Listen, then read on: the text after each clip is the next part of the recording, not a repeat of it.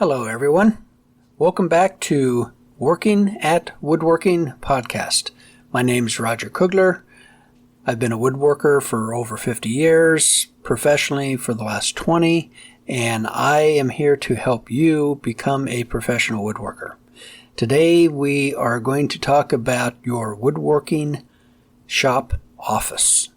Why do you need a shop office? Because that's where you're going to spend about half of your day. If you have these grand illusions that you're going to walk into the shop at 8 o'clock in the morning and you're going to be diligently working throughout the day into the early evening, knocking off at 6, maybe 7, totally covered with sawdust, that's not exactly how it works. If I can get 4-5 hours into shop a day, productive work, I consider that a win. And when I first started out, I was really kind of bummed by this, really down on myself, because it just seemed like there were so many other things that got in the way of actually cutting wood and making sawdust. Until I read an article about a very famous woodworker in New England, and he said that if he gets 4 hours into shop building furniture, he considers that a good day, because there's just so much other stuff going on. You're answering emails, you're ordering tools, materials, supplies. Most of that's done, on a computer or online nowadays. You're researching equipment, trying to figure out if there's a faster, better way of doing something. You're trying to figure out how to do something so that you're not reinventing the wheel. You're probably also self-medicating by watching stupid cat videos after you ordered a giant white oak slab tabletop 78 inches long instead of 87 inches long because you're dyslexic. You'll spend sometimes writing proposals, then writing invoices, paying bills, and bookkeeping. Remember, the ultimate goal of your business is to make a profit. You do that by recording every penny people give you and every penny you spend. Sales minus expenses equals profits. Now that's using the cash basis accounting principle, not the accrual basis, but let's not get into that. We're trying to keep this simple. So how are you going to do your bookkeeping? Well, if you work with an accountant, I would ask them. They may recommend, some of them maybe even insist, that you use a particular software, one that they're familiar with, one that they're running to make their lives easier. And there are all kinds of accounting software options out there. QuickBooks is probably the most prevalent, the widely known. I used it for years, probably decades. And you can pick up a subscription to QuickBooks for like $25 a month. That works out to about $300 a year. I used to use it, but honestly, it just had more bells and whistles than what I needed. And I eventually stopped using it. And this was also back in the dark age days where you had to buy a CD and stick it in that little slot and install it onto your computer. There'd be a new version that would come out and your computer was too old to run the new version, and then the old version would kind of like self-destruct at some point, and it got to be a mess. Well, the industry has fixed that with what they call software as a service, or the more descriptive term is rent. So instead of buying QuickBooks or some other software and getting those CDs and installing it onto your hard drive, you simply rent QuickBooks and pay for it by the month or by the year. And almost all accounting software has gone in this direction. Everything is done online, in the cloud, as they would say. So QuickBooks is one. FreshBooks is another type of accounting software. It starts at about $15 a month or $180 a year. They have various levels of service. You get more bells and whistles for the more money that you spend. They have another level that's $25 a month or about $300 a year, very, very similar to QuickBooks. There's Quicken, which a lot of just homeowners, normal people, non-business types use to keep track of their own personal family accounts. You figure out how much money you're spending on groceries, how much the car is costing, your insurance, and so on and so forth. It's very good for people who are disciplined enough to do that. And there's also a software called Xero. It comes out of New Zealand. It's very similar to FreshBooks that a lot of people like. And of course, there is Wave. This originated in Toronto, Canada. They're unique in that it costs $0 per month. Yes, absolutely free accounting software to use. And it's pretty robust. It's not something that's you're going to find lacking. You can do everything on here that you could do with, like QuickBooks, and it's free. One of the features they have is if you want to receive payment from your customers directly, like a credit or debit card payment, Wave can handle that. And they will charge you 2.9% plus 30 cents for a transaction for most cards, and they will also accept bank payments, ACH payments, and that's 1% or $1 minimum charge. That's how they make their money. So in essence, they're a credit card processor that you get free accounting software with, which, hey, I'm good with that. There are some other programs such as ProfitBooks, which I have no experience with, but it is also free to use, and you can process up to 50 invoices per month with that. Some of the other software systems have limits on how many invoices or how many transactions you can do. You have to check out each individual one of these to see what's going to work best for you. But what if you don't want SaaS, software as a service? Because you're connected to the internet, and if the internet goes down, you have no accounting. I'm old school.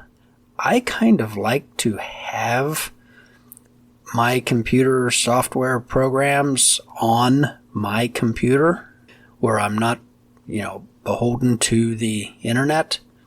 And for that, you might want to look at something like TurboCash. Version 4 is free. It has all the features that most people would use. They have a version 5, which you do pay a monthly fee, and it is absolutely loaded with stuff. But hey, I would be good with version 4.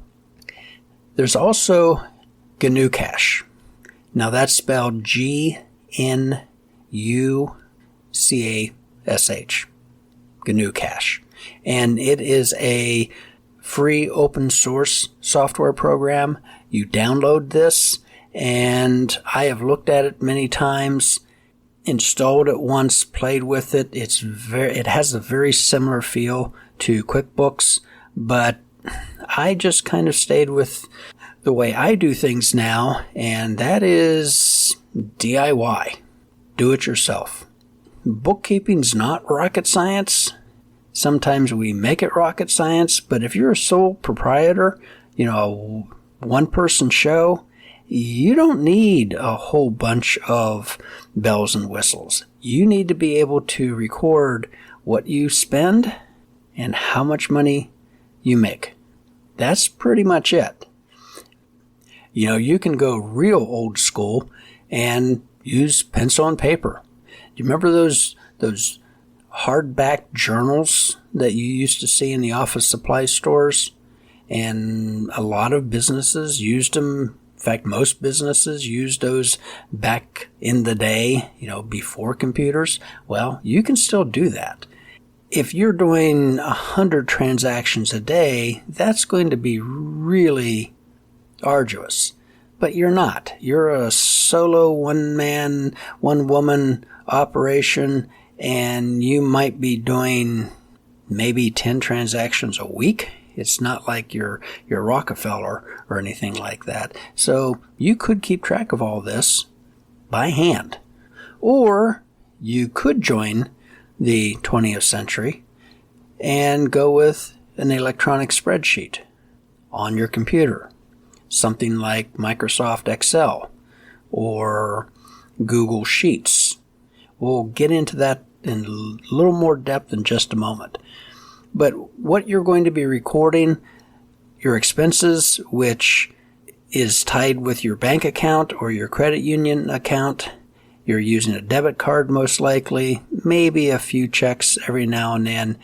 I would suggest you not do transactions in cash, because that gets a little sketchy when the tax man cometh.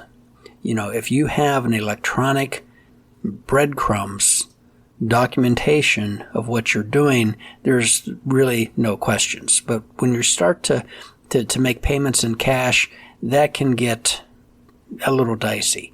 You can accept payments in cash, but it needs to be recorded. So what I do is I just have a spreadsheet for each one of my accounts, and as I'm, spending money and taking money in, I just do an entry in the spreadsheet. And since the spreadsheets are really, really smart and they're very, very good at doing arithmetic, they add everything up and subtract things out. Let the machine do the number crunching for you. Whenever you're setting up a program like this, or using one of the software packages, QuickBooks, Quicken, you're going to need to create a chart of accounts. And what this means is you need to divide your expenses out into categories. You're going to have a category for materials. That could be, walnut, white oak, poplar, whatever materials you are using to go into a project. Finishes, screws, anything that goes into a project is referred to as materials. Shop supplies. Those are things like sandpaper, disposable gloves, alcohol, mineral spirits, things that are consumable. Things that you buy maybe in bulk, but you use those up over time. Advertising and marketing would be a category. If you have a website, which I certainly hope you do by now, that website is part of your advertising, marketing, and so that is expensed into that category. Office supplies, staplers, pencils, paper, things that you actually use in your office can be deducted. Auto expense, fuel, oil, maintenance, tires. Now, a little caveat. The government allows you to deduct so many cents per mile that you use your vehicle in your business. And on the tax form, it asks you, all of these numbers. So right away, you need to be keeping track of your mileage. Both your net mileage, or your gross mileage, and your business mileage. If you jump in your vehicle and go to the grocery store, for eggs and milk, well, that's not a business expense. But if you jump in a vehicle and go to the hardware store to buy, screws, nuts, and bolts, that's a business expense, and you need to keep track of that. The easiest way is just a journal, a spreadsheet even, that you just record your trips and your mileage, and you're done. Talk to your tax accountant, because there are various ways of doing this.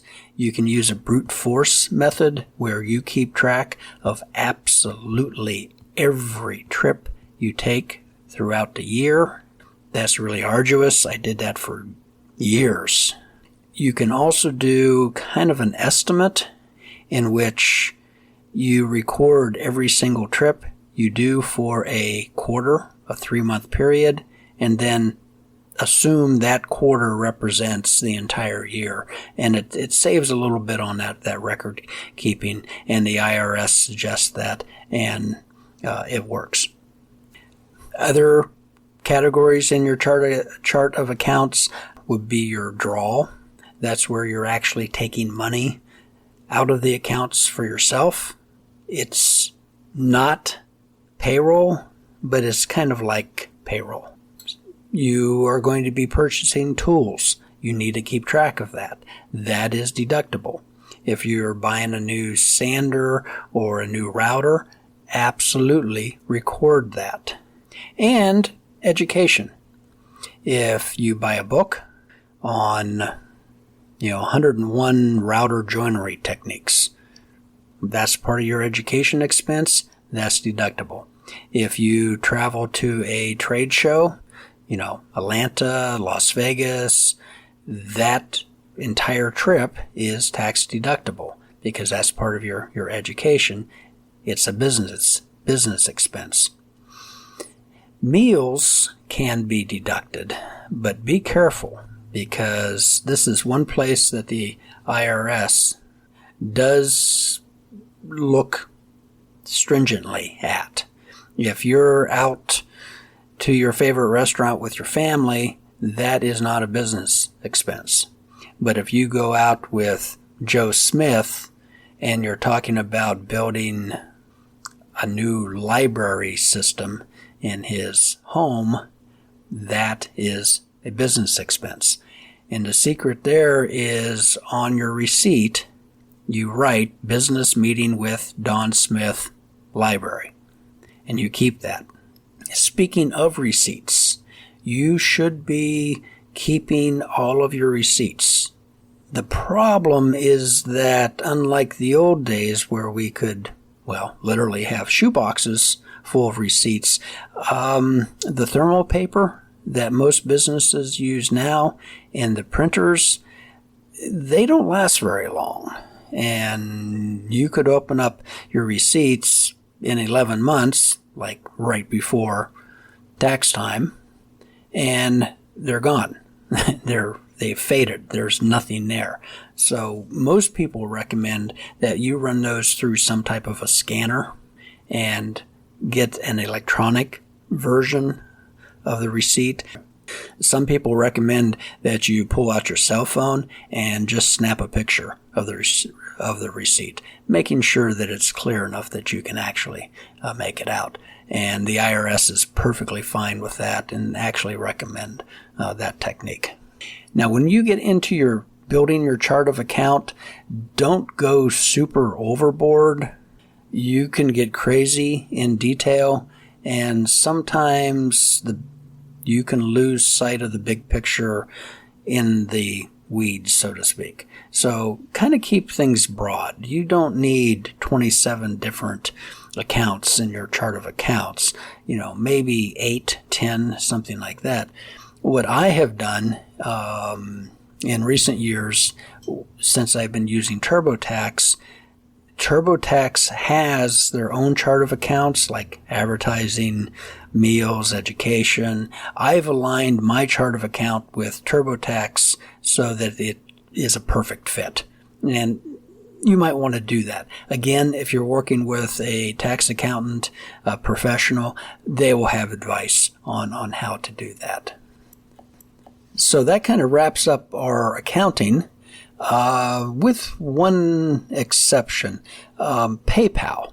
You're going to need some way of billing your customers. Some customers want to pay with a credit or debit card. They literally don't have checks, particularly if they're under like 30. So PayPal is free to use. They charge the 2.9% plus 25 cents, whatever it is. In the grand scheme of things, it's around 3%, 3.5%. And coming from a retail background, that is entirely reasonable. With all of the work that goes into that, 3% is entirely reasonable. So you can get a PayPal account in your business name. There are giant hoops that you have to jump through. They go to extraordinary lengths to verify that you are who you are and you're not someone raising money for a terrorist organization in some part of the world. I was actually very impressed with how they did that. But you can do a job for someone, send them an invoice via email, and just offer, pay with credit, debit, check, or cash accepted. But you can use PayPal to generate that invoice. And it's pretty clean and simple. You can go into PayPal, create the invoice, print it out, and then hand it to the customer. And if they want to pay with a debit or credit card, the information's right there. They can go onto PayPal. Don't have to be a registered user of PayPal. Anyone can use a debit or credit to make a PayPal payment. It's convenient, and it's easy, and it's relatively free except for the processing fee. So what else are you going to need in your shop office as far as software and computers? You'll probably need some type of a word processor. You may need to send a letter to someone, and that's what a word processor does. We've already talked about spreadsheets. There's different office suites that you can use. The hot one today, what's available is Microsoft 365 from the Microsoft Corporation. Used to be called Office, but now it's changed. That is a bundle of Word, which is your word processing program, Excel, your spreadsheet program, PowerPoint, which you can use to create slides, and if you're doing a presentation to the local women's club on how to care for furniture, that could be very useful. OneDrive, which I believe is a data storage system. Outlook is a management thing with email. I don't use it. All that for just $70 a year. Or you can pay about $7 a month for that. For business, you can use Microsoft 365 for business. And to the above, they add OneNote, which is kind of a note-keeping program. There's an email manager. There's a whole ton of file storage. There's Teams, which is a kind of a collaborative communication software, which you probably won't use because you don't have team members because you're a solo operation. And there's a bunch of security features. I think it also slices, dices, and julienne fries.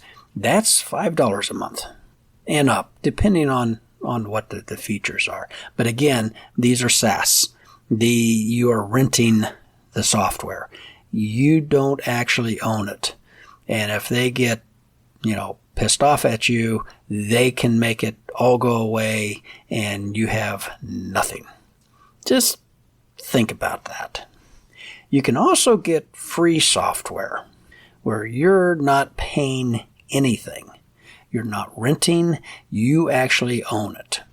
One of my favorite is called LibreOffice. And you can just type that into any, search engine and it'll pop right up. It is a downloaded software. It works on all platforms, Mac or PC. And I've used it for years and years and years. It comes bundled with a word processor, with a spreadsheet, with a PowerPoint, slide presentation, and 2 or 3 other things that I don't use very often. There's another one called FreeOffice that is certainly worth a good hard look. I use Numeric for spreadsheets, and again, that's spelled GNUMERIC, that GNU moniker. And there's also Google. Google does a lot of stuff online, and a lot of it, most of it is free. You can use Google Sheets. That's your spreadsheet. You can use Google Docs. That's your word processor. Right there, that covers really all the bases I think most small business woodworking shops would need. Again, it is kind of software as a service online. You're not paying for it, but it's still online. If the internet goes out, you're dead in the water. I know that's old school thinking. I've got to get over that, join the 21st century. Yeah, I'm working on it. Other useful software that I like is Trello. That's Trello, and it is a free software for the basic version. Of course, you can give them money every month and they will give you a lot more capability. But Trello is basically, think of it as a kind of a very elaborate sticky note system that you can create different boards. And I have one board called Shop. And that's where I keep track of my different jobs that I have going on. I have one as kind of like a to-do list. And you can make this as elaborate or as simple as you want it. It's very convenient. It also has a cell phone app that syncs with your desktop app and everything works together. It's very convenient and very powerful. And speaking of cell phones, a lot of the software programs we talked about earlier for accounting, they also have some type of a cell phone app that can be used in conjunction, or some of them are actually kind of standalone cell phone apps, and most of them have a cell phone version of their app that you can use that in conjunction. It can be very, very convenient. Okay, now here is a software recommendation that a lot of you will find very interesting. So if you've been kind of nodding off here, I know I can kind of drone on a little bit, especially about software. Pay attention here. So let's say you have to build 4 cabinets, and they have to be, so deep, so high, and so wide. And you work out all of the dimensions. How many sheets of plywood are you going to have to buy to make all these parts to make these 4 cabinets? That's where cut list optimization comes in. Wouldn't it be really cool if you could just type in all of your dimensions, something like, I need 8 panels that are 24 inches wide by 32 inches high, and then list each part and the total number of parts that you need for these 4 cabinets, and hit a button, and somebody else does all those calculations of how many sheets of plywood you're going to need and how to align those sheets to get the maximum number of parts per sheet. Oh, man, that would be so cool.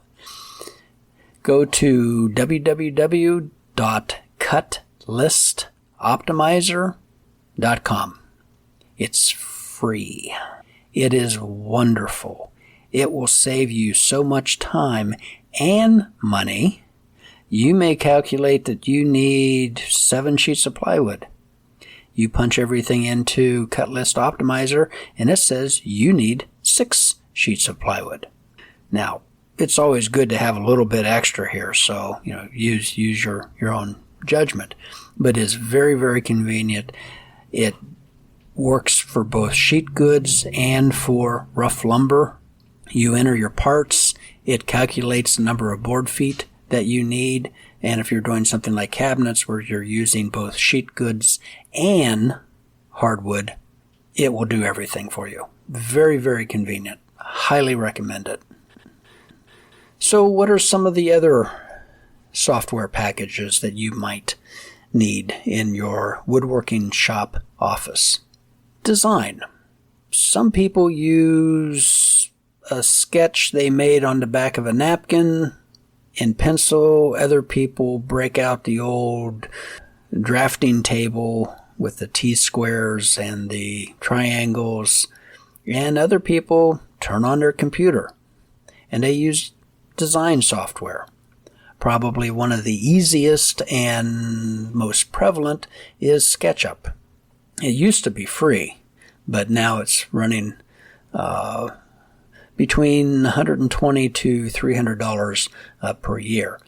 But if this is how you work, well, that's a reasonable expense. There's AutoCAD, which a lot of people have heard of. Yeah, $1,800 a year. I'm sorry, I'm not designing and building jet engines. I don't need to do that to design a kitchen cabinet. There are a lot of kitchen cabinet software packages that do an extraordinary job doing that. There's also FreeCAD. Guess what? It's free. Just type into search engine FreeCAD, FREECAD, and it will pop right up. I've looked at a lot of the free or very low cost CAD programs, computer aided design, and this one has the most documentation. There are hundreds of videos on YouTube on how to use it. Just like any of these design software programs, there's a pretty steep learning curve, especially for, an old guy like me. But if you stick with it, you can figure it out, and there's actually classes on a lot of these things. Okay, so that's kind of a roundup of some of the computer software systems, programs that you might find helpful. Again, there's kind of this tug of war with the software as a service, which is a relatively new thing. Again, I mentioned that you used to have to buy software and insert the CD and load it onto your computer. That kind of really started to shift a few years ago, and everything started to go online, which there is a tremendous convenience with that, but you still have that monthly rent that you are paying. And it's just kind of a rent versus own and how you want to handle this. To my knowledge, there are no accounting software packages that you can actually own anymore. So you're renting those other than the free open source softwares that I mentioned, like GNU Cache. All of these software programs operate on either PC, Microsoft, or on Mac, which is Apple. We could go on a long, sordid tirade on love affair with both of those operating platforms. My daughter had an absolute fit when she was in college. She was trying to finish up a report that she had been working on that was due in like 5 hours, and Microsoft decided that this was a good time to do a software update. And I've heard, there's stories of people using a Windows machine to run a CNC machine. And they're halfway through this very elaborate system, and it decides to do an update and shuts down the cutting process. And if your PC breaks, you can take it to probably a number of different local repair shops and have that fixed, usually at a fairly reasonable price. If your Mac computer breaks, those repair shops are getting few and far between, and you're probably hauling it off or sending it to one of the Apple stores and have them do the repair, and most likely they're going to tell you that you need a new computer because it would be cheaper to buy a new computer than it would be to fix this.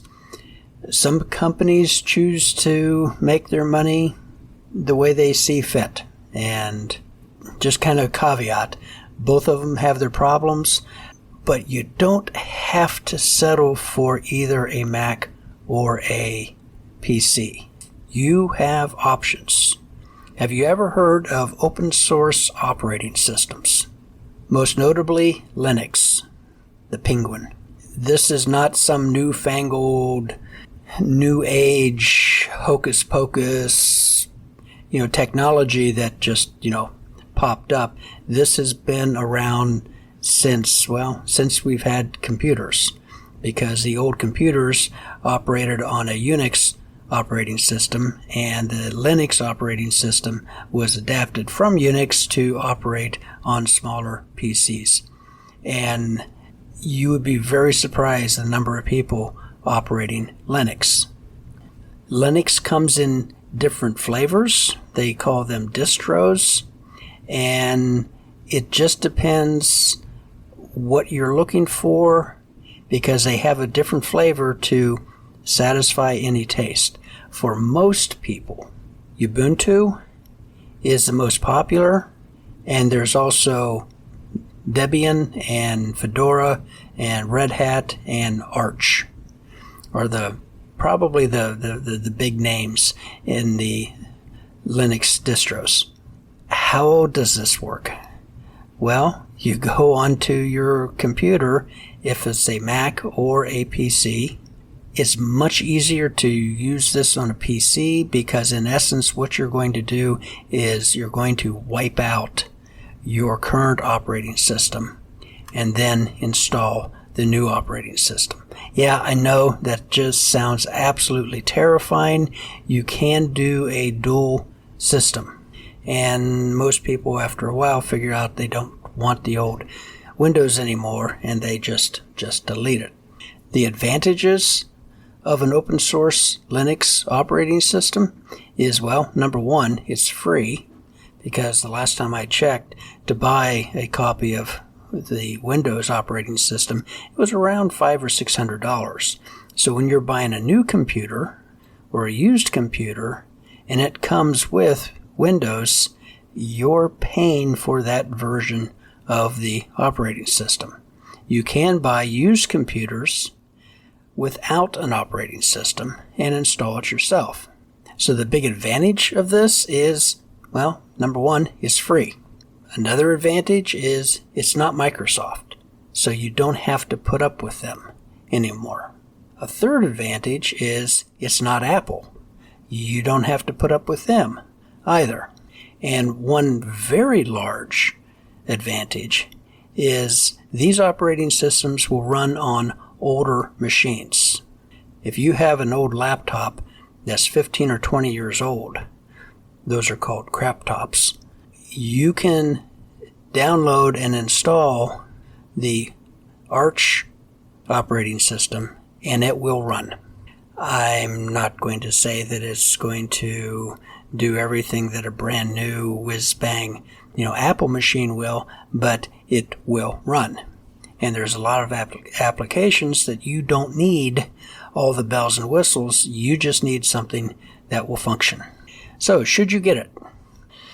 Well, there are some disadvantages. And probably the strongest disadvantage is the learning curve.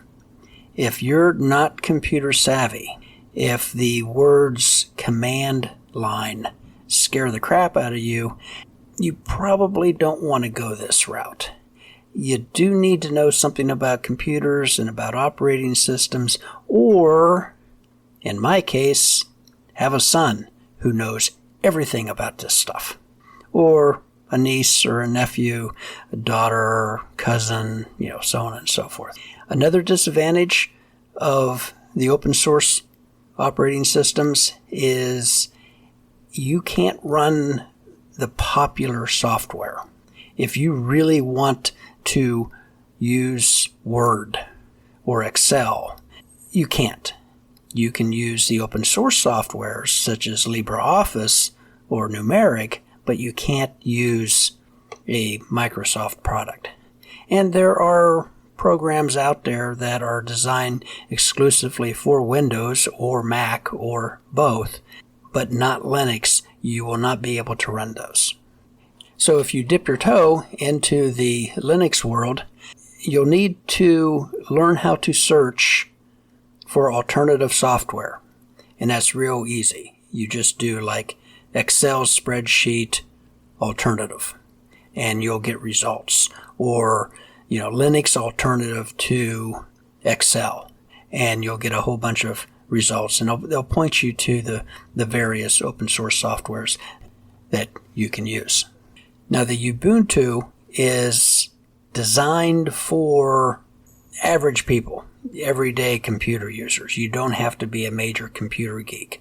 In fact, it's what's called grandma approved.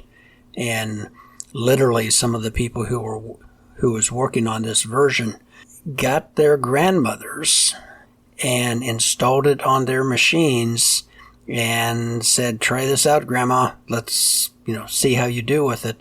And about 99% came back, said, this is just like the other one. In fact, it's a little easier, and it doesn't seem to have the glitches that the other one has. So there you go. Check into it. Linux, open source operating system. You'll find a ton of information about it. It could be right for you. I know that I'm concentrating on solo one-person operations here, but have you ever heard of a virtual assistant? Yeah, this is kind of a new thing. Well, maybe 10 or 15 years. But there are people that you can hire online to do a lot of the grunt work, computer paperwork type stuff that you don't want to do. A lot of them live overseas, particularly the Philippines, and they have some wicked skills. Their English is, frankly, better than mine, and they know their business. A lot of them have very reasonable rates, $10 or $15 an hour. There's a lot of virtual assistants that live in the United States and are very highly specialized. Of course, the higher the skills, you're going to pay more for that. If you want to get a little sampling of what I'm talking about, go to www.upwork.com. And I'll put these links in the show notes in the description so that you don't have to scramble to write everything down as I say it. But that is a kind of a gateway platform that you can go on and look around and see what's available, see what some of the rates are. But you could get someone to do your bookkeeping for you. You could get someone to, build your website. You could hire someone to do all of your social media marketing. And honestly, probably a lot better than what you could do it for not all that much money. They're not employees. So, we haven't broken that, solo workshop idea, but they are virtual assistants. You might want to ask around, just your city, your community. And there's probably someone who has been doing bookkeeping all of their life. Mrs. Johnson, who lives over on First Street, that has the annoying little yappy dog. She takes on all kinds of bookkeeping jobs. And she does it pretty reasonably. So what else do you need? Well, you're going to need a desk, a chair, a good printer. get a printer that you can enlarge or reduce copies. That can come in real handy whenever you're making patterns or trying to lay out something on multiple pieces. That can be very handy whenever you're trying to scale something to a particular size. You'll probably want some file cabinets, pencils, pens, maybe a drawing equipment, drafting board if you're going old school. And remember, all of these are tax deductible. So keep track of those receipts. Well, to kind of wrap this up, just remember this is not rocket science. People have been running businesses for thousands of years. You can do this with pencil and paper. Or you can get more elaborate and rely on your own personal experience. But just remember that if you get some big elaborate accounting software, you're paying $360 a year for it, it is pretty much totally worthless if you wait until April 10th to start entering your transactions into. So don't get caught in that situation. Garbage in, garbage out. Oh, by the way, in doing some research for this podcast, I got on the irs.gov website. They have a lot of really good information on there. It would be worth just doing a little cruise. Once you're there at their site, just put in, small business, and there is a whole ton of information on there. So, as always, I'm not a lawyer, an accountant, a professional. So check with your professional. Okay, I have a whole shoebox full of receipts that I need to get entered. I try to do this at least once a quarter so that I'm not sitting there April 10th working my butt off to get everything done by April 15th or whenever tax day happens to be. So until the next podcast, happy woodworking.